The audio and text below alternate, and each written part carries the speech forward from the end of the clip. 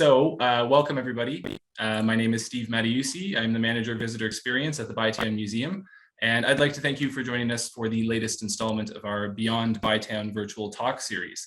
As always, I'd like to begin with a land acknowledgement. So the city of Ottawa is built on unceded Algonquin Anishinàbe territory, and the peoples of the Algonquin Nation have lived on this territory for millennia, and their culture and presence have nurtured and continue to nurture this place. So just to begin and let everyone know, in order to share this with those who couldn't make it tonight, we will be recording this and posting it on our museum's YouTube channel afterwards. So you can find that link and share it with people who just couldn't make it in person tonight, or virtually in person tonight. Now this year, and if I'm not mistaken, and please correct me if I am, we are marking or commemorating, I should say, the 65th anniversary of the Hungarian Revolution of 1956. And as such, our museum wanted to help mark this occasion with this talk tonight. Now, I'll try to be a little more brief than usual in my remarks because we have some very special guests joining us tonight. In addition to our two guest speakers, who we will introduce in just a moment, we are honored to be joined by Her Excellency Maria Vas Salazar, Hungary's ambassador to Canada. And I'd like to personally thank the ambassador and the Embassy of Hungary for their partnership in this event. And if it is all right with her, I would now like to invite the ambassador to offer some introductory remarks. Thank you very much. And let me start by saying a huge thank you to Bytown Museum and your team for hosting this event. This is truly a privilege for me to open this commemorative event organized by the Bytown Museum in cooperation with the Embassy of Hungary about the Hungarian experience in Ottawa following the Revolution of 1956. I am honored to introduce two speakers whose personal stories are emblematic of the historic events that happened in Hungary 65 years ago. They also manifest the rich and valuable contribution that Hungarians made to Canada. Hungarians who had to flee their home country and settled here after the revolution was crushed. On October 23rd, in 1956, during the darkest years of communist oppression, Hungarians stood up in a heroic call for freedom. Peaceful demonstrations started in Budapest. Thousands and thousands joined in throughout the country, and for a few days, it seemed that a miracle could happen and the revolution that turned into a fight for freedom could triumph. But on November 4th, in an extraordinary show of force, Soviet tanks rolled into Budapest, crushed the revolution in Hungary, dimming any hope for change. Nearly 3,000 people died, mostly civilians. 20,000 were wounded, 25,000 imprisoned, and 350 executed.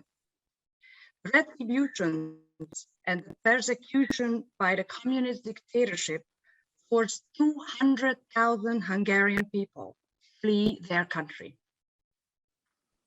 The revolution was crushed, but it did not fail. In 1956, a momentous historic event with broad implications lasting through today. In 1956, as the world watched, Hungarians from all walks of life rose up, fought occupiers against overwhelming odds, and left the first crack on the Iron Curtain that ultimately contributed to the collapse of the Soviet occupation and the communist dictatorship in Europe. Without 1956, there could have not been 1989. Without the heroic fight of freedom-loving Hungarians, we could not be here today. Their struggle for freedom and independence of our country is a source of inspiration for all Hungarians, whether they live in the home country or in the diaspora around the world. We appreciate each and every one of the veterans of 1956, many of whom chose Canada as their home after the Soviet military intervention and the restoration of the communist regime. Their personal account of the events, their memories and insights must be preserved. For Hungarians, 1956 is not simply a historic event, but a point of reference that influences and guides us to this day. As we remember the events and heroes of 1956, we also reflect on the warm welcome that Canada extended to nearly 40,000 Hungarians who had no choice but to flee. In return, these Hungarians and their descendants have enriched Canada's social, cultural, and economic fabric and have provided a solid foundation for the relationship between our two countries. Canada's embrace has not only affected the lives of Hungarians who settled here, but has also created a special place for Canada in the heart of Hungarians. It has created valuable and lasting bonds that we cherish. Ladies and gentlemen, tonight we will hear from two outstanding Hungarian Canadians whose personal accounts of the events in 1956 and their journey of fleeing their country and building a new life in Canada are tremendously important to learn from, and will inspire all of us. Mr. Ernest Szelepcsényi is a freedom fighter who risked his life for the liberty and freedom of his country. He is a true hero. He fled Hungary after the revolution was crushed and built a successful new life in Canada. Georgia Morissette is a truly inspirational teacher who left Hungary as a child with her family. In Canada, she has guided and motivated generations all through her career. Both of our speakers have a special personal history that connects them to Hungary as well as to Canada. I am very grateful for the Bytown Museum for hosting this event. We can hear and learn from our speakers today as we approach the 65th anniversary of the Hungarian Revolution. Thank you very much for your kind attention, and thank you for our two speakers to share their personal story with us. Thank you very much, Madam Ambassador, for both your words and your presence tonight. We, again, as I said, we are truly honored to have you here tonight, and thank you for the wonderful introduction to our two guest speakers. I think I can say I'm certainly not the only one who's excited to hear from them, to, as you said, hear their stories, learn from their stories as well. So I, again, will be try to be as brief as possible, but I do want to remind our audience that we always encourage as much participation in these events as possible. So you might notice at the bottom of your screen, there is a Q&A function. So during the presentations, if you have a question, if you have a comment, please use the Q&A function at the bottom to share that with us. And towards the end, following the presentations, we will be able to get to as many as possible, try to get to as many as possible. So with that, I will stop talking. Again, try to stop talking. Thank you very much, Ambassador. And thank you to our guest speakers for being here. And thank you to everyone for being here tonight. And with that, if he is ready to go, I will pass the floor over to Ernie. Hello, thank you for the kind introduction, and might as well start with my story. It is a great honor for me to have this opportunity to share my personal experience with you on the 65th anniversary of the Hungarian Revolution. My participation began on October 23rd until December 22nd, 1956. When I escaped to Austria to avoid persecution. On the evening of October 23rd, a huge crowd of demonstrators, which I was part of, gathered by BEM statue. We sang patriotic songs, listened to some poetry, and cheered when the 16-point demands of the Hungarian people was read by one of the demonstrators. It was decided to march to the Parliament building to present it to the officials. By the time we arrived, number of demonstrators had risen into thousands. After listening to some speeches from one of the balconies, it became obvious that nothing was being accomplished. The crowd decided to go to a Hungarian radio building. The intent was to have our list of demands broadcast on the air. As we started to move, word came that Stalin's statue at Felvonulási Square was being toppled. I debated whether to go over there, but decided that the radio announcement would be more important. Hundreds of us headed for Brody Sándor Street, where we were greeted by total chaos. Bystanders were urging us not to proceed any further because the communist secret police had occupied the Hungarian radio building and they were shooting at people. We were told that several victims were hauled away on trucks just minutes before. We were all in complete disbelief that Hungarians could harm their fellow countrymen. The street was completely empty as several hundred of us continued our march shoulder to shoulder.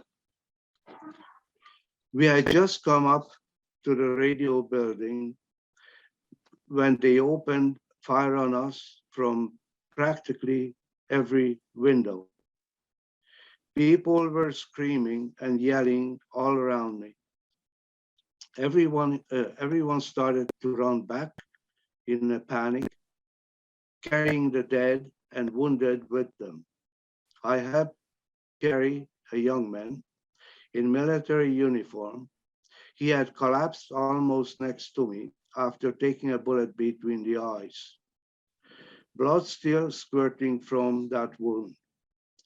Someone covered his face with handkerchief. I cannot describe the anger that I felt. Soon after, guns and ammunition arrived for distribution. I picked a large caliber pistol and filled all my pockets with ammunition. After an older man showed me how to operate the gun, I decided that I will invade the building. Under the cover of darkness and the thick bushes behind the museum, I managed to get fairly close to the radio building. The entire time, shots were being fired from the windows. I came upon a retreating young man who said, "You better get back. We just hauled someone out from here a few minutes ago," while pointing to a pool of blood on the ground. Suddenly, bullets were hitting the nearby wrought iron fence, causing sparks and metal shards to fly everywhere. One of those metal shards embedded in my chin, which I still carry as a constant reminder of that night. Hungarian tanks arrived with orders to disperse the crowd and to protect the security police occupied the building. When we told the leader what was happening, he decided to investigate the situation himself. With the hatch open, he stood in the turret of the Russian boat T-34 as it turned onto Broad Chandler Street. Suddenly, the tank hastily backed up and the news spread that he had been shot. After that, a single T-34 tank went in and opened fire on the secret police. I took a short rest in an idle streetcar sitting in front of the museum. To my surprise, I recognized the young man on the bench across me. It was George Smith. He and I went to Fajandrás High School, and as member of the Polytechnic University Flying Club, we flew gliders together at Hármas Határhegy. George was half asleep. I asked him why he didn't just go to his nearby home to rest. He said, "How could I possibly go home now? We are in the middle of writing history." I never ever forget those words. It was at that moment when I realized the seriousness of what was happening. I remember how the shots were fired by the cannon of the tank echoed. At daybreak, I bought some sandwiches at Galati railway station when I learned that the toppled Stalin statue was towed to the intersection of Körút and Rákóczi. On my way there, I actually witnessed the arrival of the first Russian tanks. Just a few feet in front of me, the leading T-34 fired a few short bursts from its machine gun, killing people further up on the street. Shortly after noon, I headed over to Kilianberg, where I heard that an armed revolutionary group was forming. I felt I had to be there. Many of us headed down Nagykörút, armed with pistols, rifles, and machine guns towards Üllői út. That's where a single T-54 tank was turning round and round, shooting continuously. One by one, we ran towards the tank. A young man just behind me collapsed as we crossed the street. Bullet shattered his knee. Person who was following dragged him out of the line of fire. Once across the street, I kept my back against the wall while shooting at the tank. I yelled to the others as loud as I could to aim for the periscope and the machine gun on the back of the tower. I figured that those were the only targets that could have an effect on a T-54 ton monster. To my surprise, the tank turned around right in front of me, only a few meters away. The cannon on the turret swung over my head as the machine gun sprayed hundreds of rounds right above me, shattering a window and blowing its frame and wooden blinds to pieces. As the tank continued down the street, I ran after it. Then suddenly it began spinning round, firing nonstop in the middle of the intersection of Körút and Ülői Street. One of its tracks was dislocated by the streetcar tracks and got jammed as it was turning. Molotov cocktails were thrown on this disabled tank from the balconies of Kilian building. The rolled up storage canvas on the back of the turret caught fire as the guns fell silent. The hatch on top opened and the commanding officer jumped out and was running towards armed fighters on Ülői Street. Molotov cocktails fell through the open hatch on the turret, starting fire inside. Many of us climbed on top of the burning tank and tried to salvage the machine gun, but were unsuccessful without tools. It was during this that I noticed the flames were licking the gun's ammunition belt coming out from the inside of the turret. It dawned on me that the tank was full of explosives. I yelled while jumping off the tank for the others to get away because it was about to blow up. Everyone ran away just in time, and the tank exploded in a huge blast so powerful that it lifted the T-54 off the ground. The turret flew off, and thick black smoke engulfed the entire intersection. I had just witnessed the destruction of this first Soviet tank.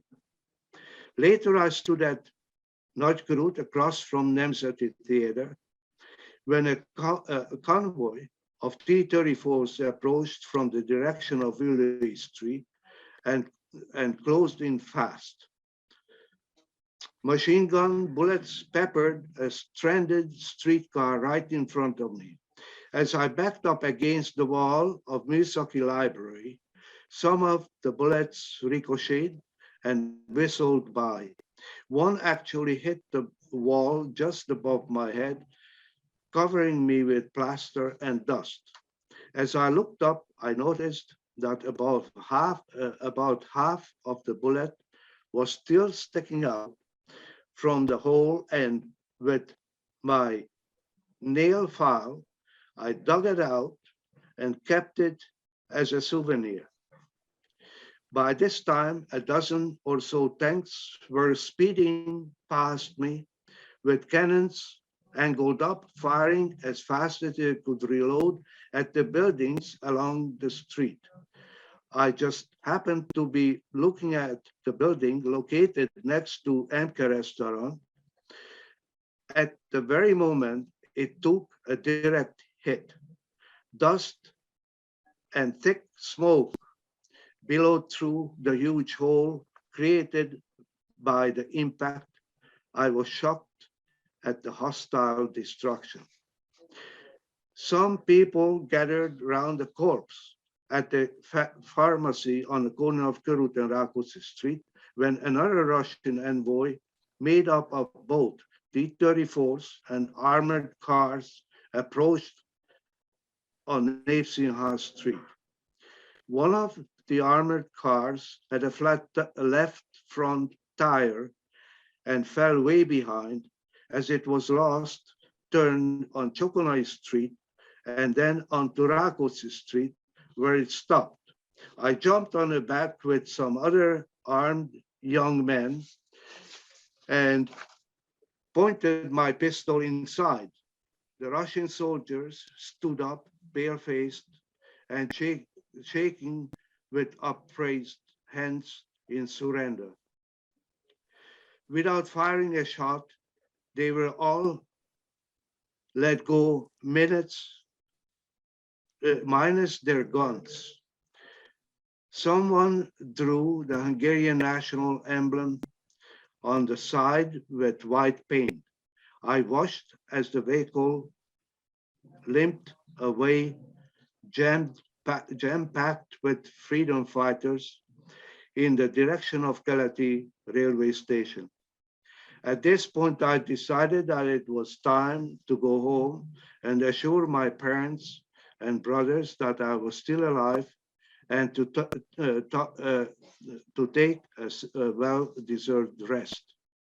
On the morning of October 25th, I met my friend Paul Talian and his father at the railway station on the way to Budapest Center. We were all emotionally distraught at the sight of corpses on the streets and the makeshift graves around Rókus Hospital and other parks. Since Paul had been taking foreign language courses in a university and spoke English, I suggested that we go to the British Embassy on Harminsa Street and on behalf of the Hungarian people urge the urge Western world to intervene. As we began our rapid walk, word spread of our intentions. When we arrived, hundreds were following us. British ambassador assured us that he is doing everything possible to help. I announced this to the crowd, to which they cheered. However, the cheers suddenly went silent when someone yelled.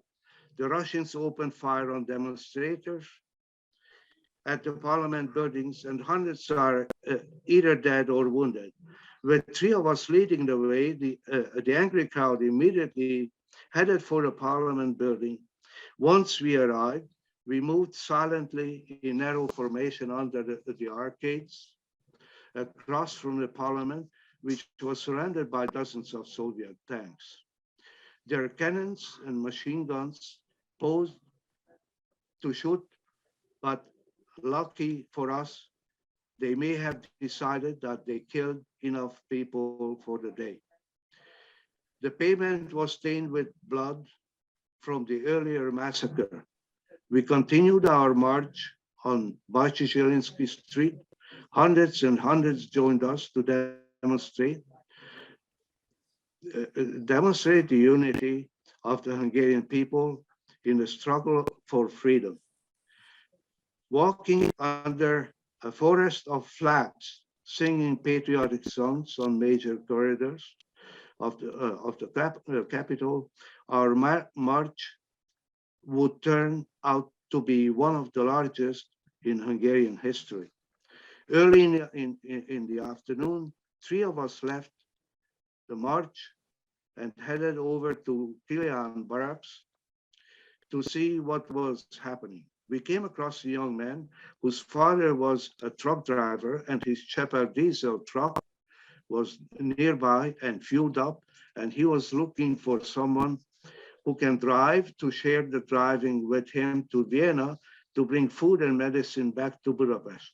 I volunteered. We got as far as the city of Mosonmagyaróvár, near the Austrian border, but the National Guard turned us back since we did not have authorization for the mission. Instead of food and medicine, we ended up bringing a group of freedom fighters back to the capital. I got home well after midnight. When I woke up next day, I learned that the Soviet forces were leaving Hungary. We had won. The entire country celebrated. I have never seen such happiness all over the city. Strangers were hugging each other with tears in their eyes. On October 28th, there was a public meeting and election in our community, the 17th district of Budapest, located 20 kilometers from the city center. The purpose of the meeting was to formally put in place a publicly elected National Guard to represent and to protect the interest and safety of the local population. Paul Talian and I were elected as the Guards commanders. I cannot begin to describe the immense pride that I felt at the time. 18 Guardsmen, including my brother Arpad, were also elected to serve under our command. We fulfilled all expectations. On November 4th, terror struck once again. The Russian forces turned around and invaded our country again. Freedom fighters were rounded up, jailed, or executed. Close to 200,000, mainly young men, escaped. Almost 40,000 settled in Canada. I was one of them. After spending months in refugee camps, I arrived to Ottawa in April 1957. I was given $5 spending money and placed in a private home. The immigration office covered $15 a week, room and board, until I found a job. I went to the unemployment office every day at 6 a.m. and took any kind of work that was offered while learning English as fast as I could. In 1959, I began working in a uranium mine up in Elliott Lake, Ontario. I was there for over 6 years. I worked on various types of underground machinery, and as my language skills improved, qualified as a blasting leader. When the mine closed, I returned to Ottawa, my Canadian hometown. In December 1965, after passing written and oral exams, I received my real estate license. I worked as a salesman with the largest real estate company at the time, Shipman Real Estate Limited. After a year and a half, I became assistant manager, and 6 months later, I was promoted to manage one of the company's 11 offices. On October 11, 1969, I married Aniko, a 22-year-old Hungarian beauty, and I have been happily together with her ever since. We have 2 sons, Robert and Ernest Jr. We were also blessed with 2 grandsons, Evan and Daniel. I began taking several night courses at Algonquin College and at Carleton University. I also took part in various committee activities at the Ottawa Real Estate Board, and also served as one of the directors representing Ottawa in national conventions. I was honored when the board, in response to requests from the Ottawa School Board, recommended that I teach at the real estate adult night course at Richmond High School. In 1978, I started my own successful company, Contact Realties Limited. We completed hundreds of transactions, including the purchase of Hungarian Embassy and the Hungarian Community Center, of which I have been a supporting member for its 36 years of existence. A few years ago, I decided to sell my company and joined GuyStar Realties as one of the brokers. When I am not working, I enjoy spending time at our cottage at Crown Point on the Ottawa River with my wife and the family. And that's all about myself. I hope I didn't keep you very long. It was my pleasure talking to you all. That was a phenomenal presentation, Ernie. It's an incredible story and an incredible history. And I don't know how many times I can say thank you for sharing it with us, but I will say it as many times as I need to. So thank you so much for that. And for the moment, we're going to be going to our second presenter, Georgia Morissette. So Georgia, if you're ready. So first of all, you're going to have to take your imagination back several decades, because I was a 10-year-old when I escaped. And as I escaped, what a story. Let's go back to what was happening to lead up to the escape. First of all of a sudden schools were shut down and we weren't able to do anything. I remember one of the activities was watching the tanks come in. I remember being at the window and watching the tanks come in, Szentéstván Park, right along the Danube. And at first it was a bit of an adventure, and then all kinds of things came up into my mind as to, was I allowed to go to church? No. I had to go to church to do my first communion and get dressed at the actual church because my parents would have gotten fired if they found out that we were following religion. A school picture was taken. I remember being very proud of my little cross necklace, and I landed up having it in my, hanging out of my shirt, at which time the teacher came and put it, tucked it in, but it hung out on the side of my shirt. Now, some people are just asking, why am I not on the screen? And I'm not sure what to do about that. Is there anybody who can help me with that? It's odd. You should be, when you're speaking, you should be seen on the screen. Yeah, I think people Okay, can. I've got people writing Yeah. saying, how come we can't see you? We can't see you. Oh, that's unfortunate. I'm not sure what the issue with that would be. Okay, now somebody said, okay, they can see. Let's Okay. begin. Perfect. So basically, the religion wasn't allowed. And what was I doing? I was taking gymnastics. Once a month, I was able to go get an ice cream cone because we didn't have a fridge. If you can imagine bringing a chicken home alive with the feet, and then they would go ahead and cook it after somebody at home would torture it, if you know what I mean. And so all in all, there were so many restrictions. And right in the middle of all this, my mother became sick. It turned out it was an appendix attack.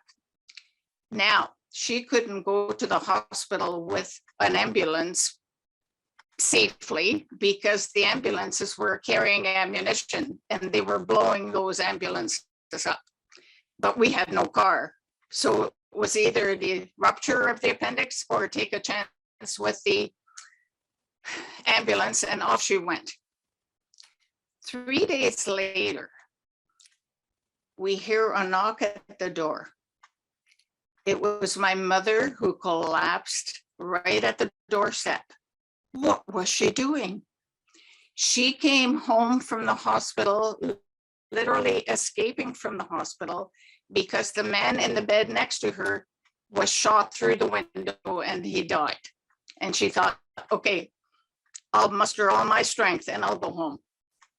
So at that time, my parents decided that with the knowledge of what was going on, and with also the fact that we were told because of family, maybe 5 years before, had owned a store, my teacher had said, Georgia won't be able to go past grade 8. So between all of this, the decision was made, guess what? We're going to leave the country. So contacts were made with my parents. Now, remember, my mother is still in her recovery period, very weak. Contacts were arranged. We packed up, and I'm putting that in quotation marks. I said, if my doll carriage doesn't come, I'm not coming. That's the first and last time my father slapped me across the face. My girlfriend, who was my best girlfriend in grade 5, was coming over. There were certain hours they could go out, and she came, and I remember putting white powder all over my face and saying that we were playing ghost with my sister. I didn't want the mark to show. At which point I gave away all my toys and all my special pencils to her, saying, you know what? I'm bored with these. I don't need this anymore. And she was quite surprised because she knew those were treasures for me, but I wasn't allowed to say what we were doing. So we were to go to the border to a certain city where an uncle lived, and he was going to see if he could help us go across the border.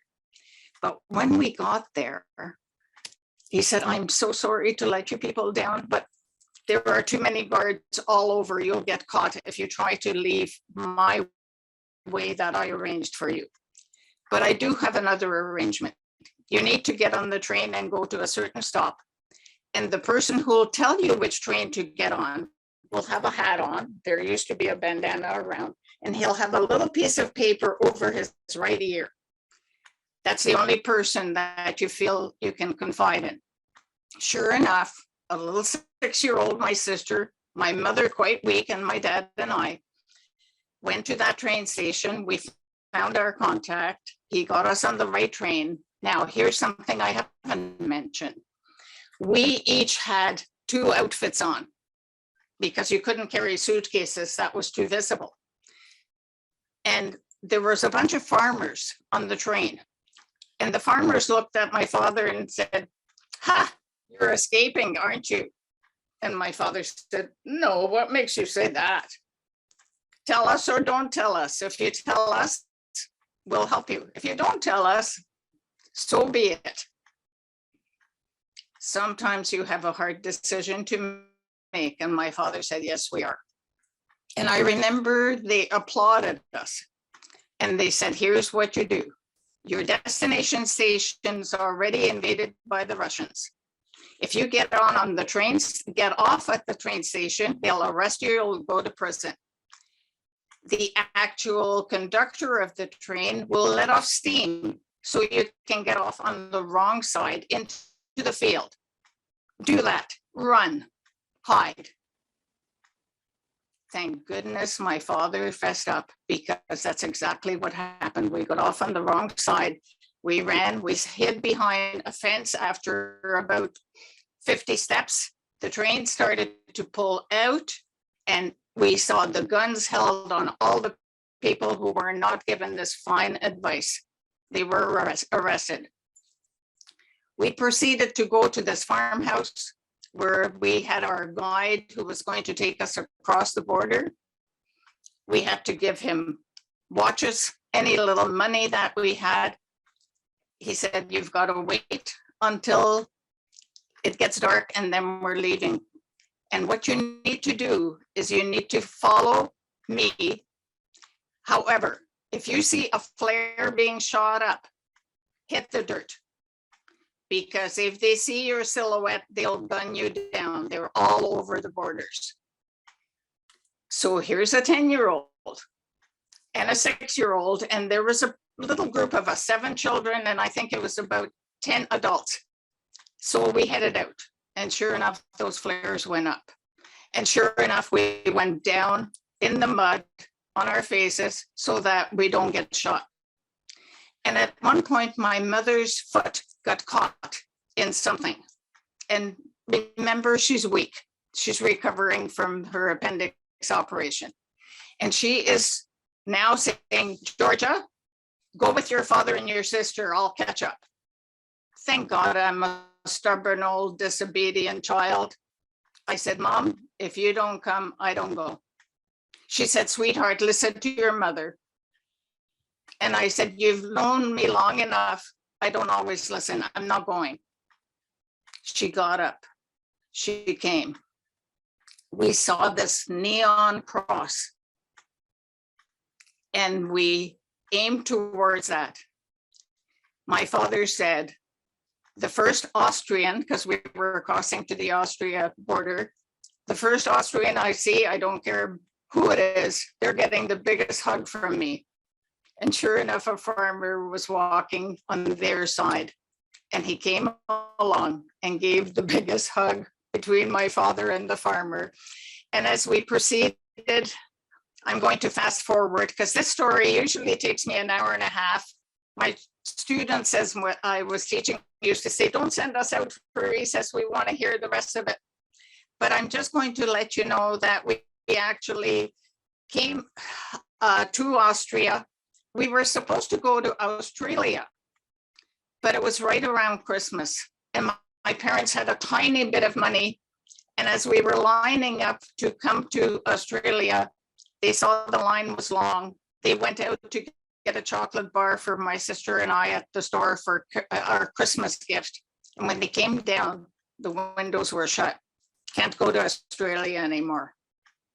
We had to return again to an office where the only option was Canada. Yes, because that's why we're here. We ended up coming to Canada. As I mentioned, we had two outfits, one to wear, one to wash. We stayed with the American ambassador for about a month until my father got a job as a shoe shiner with university degree. My mother got a job as a sandwich maker. We moved into a little basement apartment, and here's what we had. One mattress for 4 people to sleep on, one little pot, one can opener, one Campbell's soup, and one spoon. That was our first meal. And then they began to give us little gifts such as a couch, which had a mouse in it. Then we had to learn how to find the mouse trap. And then when my parents got their first jobs, I still remember this so clearly. Somebody knocked on the door and was selling silver polish. Now, I didn't speak English. Now, do you think we had silver? But as my husband, who I met in grade 7, I'm so happy he's still with me for 53 years. As he said, Georgia, you've always had a kind heart. I bought $5 worth of silver polish. And my mother said, thank you, Georgia.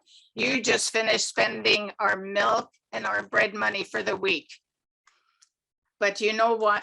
I'm still standing, and I'm still here to go ahead and say that I was always introduced as a little immigrant girl by my girlfriends, who are still my girlfriend's parents. The parents are gone, the girlfriends from grade 5 are here. And I was introduced as a little immigrant girl. And guess what? Up until 33, there's no way you would have got me coming on here because I was so shy. They used to nickname me the mouse. But at one point I decided it's time to be you. And the mouse, as you notice, is gone. And I am thinking that it might be time for me to wrap up because I promised I would keep it for 15 minutes. Otherwise, you can hear the 1.5-hour version. You choose. Thank you. Thank you so much for having me on. Thank you so much, Georgia. That was a phenomenal story, and it was very, very kind of you to buy the silver polish. I think we all agree. And also, there's a comment in the chat here from Marion, and she says Canada is lucky to have you, and I couldn't agree more. And same applies to you, Ernie. Oh, good. Oh, I'm glad.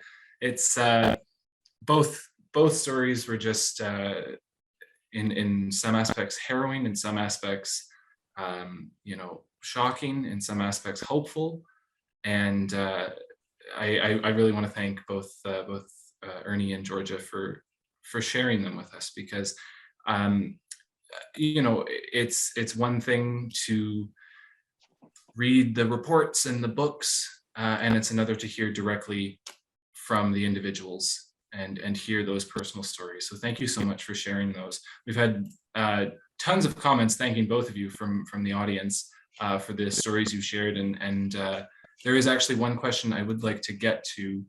We have a few minutes remaining. This is also from Marion. This is for you, Ernie. Ernest, you mentioned that you felt anger when your colleague was shot in the forehead right beside you. It's interesting that you felt anger and not fear. So the question is, were you afraid that day at any time? And as a postscript, you're a hero, and Canada is so happy to count you now as one of ours. So Ernie, would you like to speak to that? Were you afraid that day at any time? No, never. Fear never got to me. As a matter of fact, it was the opposite. I was going to take over the radio building all by myself. That was one thing. Bullets, I figured that bullets can't hurt me.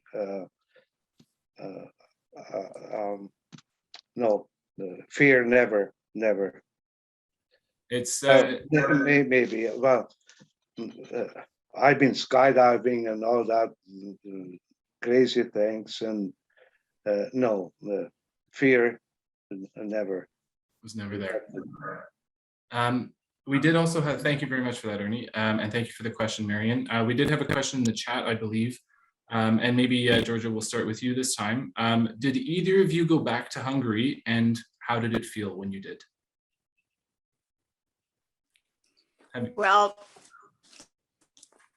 I mentioned to you that we were teachers, both my husband and I, and we were teaching in Europe, and we were teaching for the military, and we wanted to take the kids back to, we have 3 children, we wanted to take them back to visit Hungary, and 3 times the embassy refused. And we were actually going to meet my mother, my father, and my sister and her family going back to Hungary. So we went to Vienna just in case, and I don't know if I should share this, but a bird did on my shoulder, which was supposed to be good luck. So we decided we're going to go to the border one more time and see if they are going to let us across. At that time, there was no communication between all the border guards. They let us go in. So yes, we went back with the 3 children, and it was just one of those moments. No arrangements were made. We literally slept in the car the night, the first night, but then eventually we spent a good week, maybe 10 days there, and it was total magic. Thank you for asking. And Ernie, have you been back? And if so, how did that make you feel? Oh, I've been back several times, meeting old buddies, meeting old friends. I enjoy going back. I have my whole family still back there. My mom and dad passed away, of course, but my brothers are there, and they're very, very active. Last time I was there was about 4 years ago. Again, it was in October, and there was I attended a ribbon cutting ceremony, which was quite interesting, but that's another story. In 17th district, they erected a statue of 1956 freedom fighters, and I was honored to be able to go there and participate in a ceremony. My brother is very active in the 17th district, the younger brother. I've been invited a few times to attend old timers bunch. People fought during the revolution, but of course the distance, and I'm actually busy. Well, since I had my own company, I couldn't leave the company here. I didn't go as frequently as I wanted to, but I've been to Hungary quite a few times. I enjoyed every trip to go there. Excellent. There is one question. We are running a little short on time here, but if you could answer very briefly this question, because I think it is an interesting one, especially, well, I think for both people who have immigration stories in their family and not. When you arrived in Ottawa, did you, or I should say, did your families receive warm welcomes upon arriving in Canada? And was there any hesitancy from the Canadians at the time? Ernie, briefly, if you could address that. I was welcomed by 2 members of the immigration office, and upon my arrival, and I loved Ottawa. I fell in love with the city, and of course I'm here after so many years. And Ottawa was a small town, actually, I think 200,000 people at the time when I came. It wasn't a great Ottawa as it is now, but I love Ottawa. Really, I wouldn't change it for anything. Well, we're very glad you stayed. I think I can say that with some backing from the audience. And Georgia, how about you? Do you remember the feeling from Canadians when you arrived? Very, very welcoming and kind and supportive. And my biggest challenge was not knowing how to speak English. And I remember for months, I'd say, oh yes, oh yes, oh yes, because I got so tired of saying, I don't understand, I don't understand. And I remember one time saying, oh yes, to one of the sweetheart helpers, and they went, yes, and I'm no, no, no, no, no. So yes, it took at least 6 months before I was able to converse and communicate, and now you can't stop me. Well, we were very fortunate to hear you speak tonight, and now we are. Unfortunately, this is my least favorite part of these talks because we are coming up just to 8 o'clock. So I know there are a couple more questions, but I just want to let people know that we are saving the chat, we are saving the Q&A. So if there are questions, if there are comments, and there are tons of comments, we will have them saved, and we will definitely be sharing them with all of our guests tonight. But I think sort of summing up some of the comments that we've been getting, thank you again for speaking. Thank you again for your presentations. Thank you for, I think you've provided some other people with some background, some very vital information about this period in their own family's history. So I think we're gonna all come out of this with having learned something very important tonight. So to Georgia and to Ernie, thank you so much. And of course to Ambassador Salazar, thank you so much for being here tonight. Well, thank you very much. And if I just say one more sentence, a huge thank you to Georgia and Ernest. I cannot emphasize enough how important it is for us also to hear and learn from your personal stories, because as also Stephen mentioned, we learn history from books. And then of course I grew up in Hungary, even at the last leg of this horrible dictatorship that we had, when we couldn't even speak about the revolution, but I only had an image, and hearing and listening to the personal stories and cherishing that and preserving that it's so important. And also listening again exactly what happened, it really reminds us how important it is to appreciate what we have, freedom and democracy. If we take it for granted these days, but you personally went through a horrific and difficult time, and you are true heroes to not only fight for the independence and the freedom of Hungary, but also to carry that legacy, how you could escape and build a new life and pass this on. And I thank the museum and in particular for recording this, because obviously for Hungarians, but I truly believe for Canadians as well, 1956 is such a tremendously important historic moment. And the more we know and the people who actually made history be included in a much wider way in the preserving of its extending the knowledge and preserving the history better. So thank you again for hosting it, and thank you, Georgia and for this tremendously interesting and thought-provoking story of and sharing this story with us. Thank you. Thank you so much, Ambassador. And if the crowd and our panelists here will permit me to say a couple more thank yous. I always like to throw these in at the end of each one of our events. First of all, thank you to our audience for attending tonight. We always appreciate you supporting the museum and supporting people in our community and groups in our community. I'd also like to say thank you to our sponsor, Hybrid Construction. They've been a great help in these in providing support for these and funding for these talks. So thank you very much to Hybrid Construction.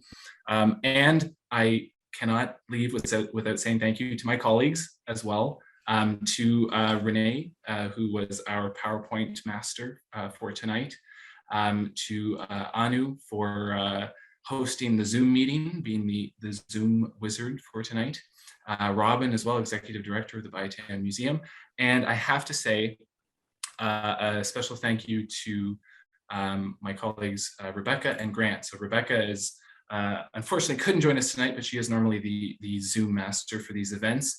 But she's just an incredible colleague and incredible help with these events. And a special thank you again to Grant Vogel, my colleague Grant Vogel, who's partnered with the embassy before and basically helped get this talk off the ground from the very beginning. So thank you to all my colleagues. As always, if you would like to find out more about our museum, our program, our collections, or if you feel inclined to make a small donation perhaps, or become a member, how about that? Please visit bytownmuseum.com. And also, I would like to let you know that our next Beyond Bytown talk will be on November 3rd with historian Stacey Barker, who will be sharing stories of Canadian women and war in advance of Remembrance Day the following week. So we hope you'll join us for that. But until then, thank you so much to all who joined us tonight. Thank you again to our guests, all our panelists, and please have a lovely evening. So thank you very much. Take care.